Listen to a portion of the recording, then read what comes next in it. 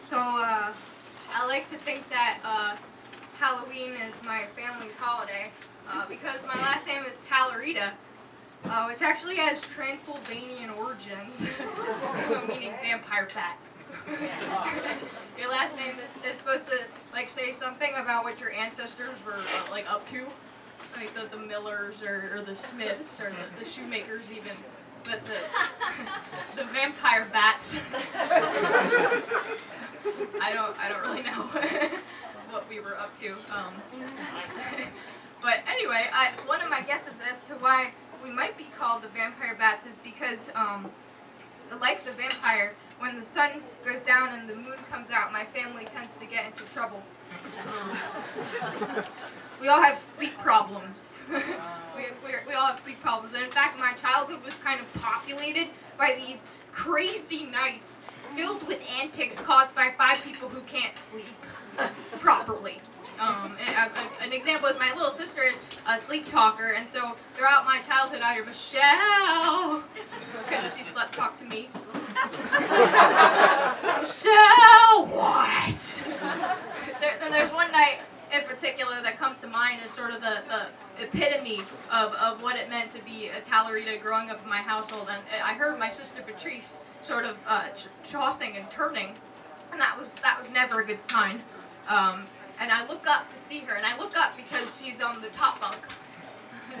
My parents, in their infinite wisdom, had put the sleepwalker on the top bunk. So let's suspend her 8 feet in the air. I don't know. I hear her kind of tossing and turning, and I look up, and I see that she's standing on top of her bunk bed.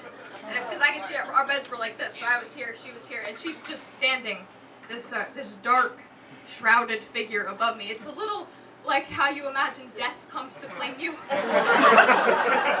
I'm just looking up at her like, what's she gonna do? And then she leaps.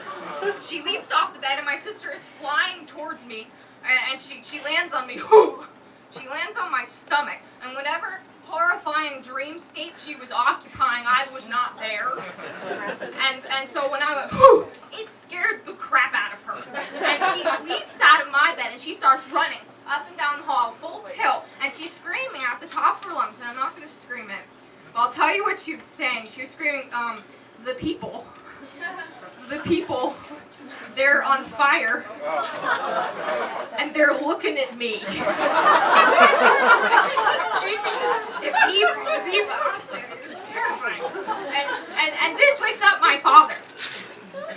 My dad, he grew up in Queens, and that's no excuse for what I'm about to tell you, which is when he wakes up, you wake him up, he wakes up swinging.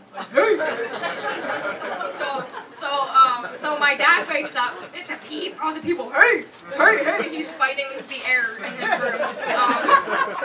And I'm moaning because I've been kneed in the stomach. And that wakes up my other sister, Anne-Marie, so she gets involved now. If you wake up Anne-Marie in the middle of the night, she just howls. She just howls, like cries and screams. And so Anne-Marie wakes up, the people, and it's just then my mom gets involved. My mom is an insomniac, as you can kind of understand. So she was downstairs grading papers or something, and she just comes to the bottom of the stairs to like investigate what the sounds that she's hearing. As she looks up and the people and hey, oh dear. You just hear, oh dear. So my sister Patrice, she's terrified. She's in some weird dreamscape with people who are burning, and she sees my mom at the bottom of the stairs, and she does the unthinkable. But she runs to the edge of the stairs and leaps. Leaps. And suddenly, there's 40 pounds of human flying through the air toward my mom, who's at the bottom, just staring up at this. And she does what any good mom would do, which is to just open her arms. And be pummeled by the flying child. And there's this loud bang as they both hit the floor. And I would like to say that something like more climactic happened than that, but this was all normal. So like Dad was like, hey. And my sister Amory stopped crying, and I stopped moaning, and we all went back to bed.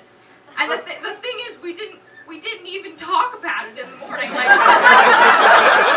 it was just like, what do you want for breakfast? You know? So the conclusion is, my childhood was scary. And I didn't know it. And no, the really funny thing is, sorry, I'm screaming. The really funny thing is that once I grew up and I moved to North Philly to be educated,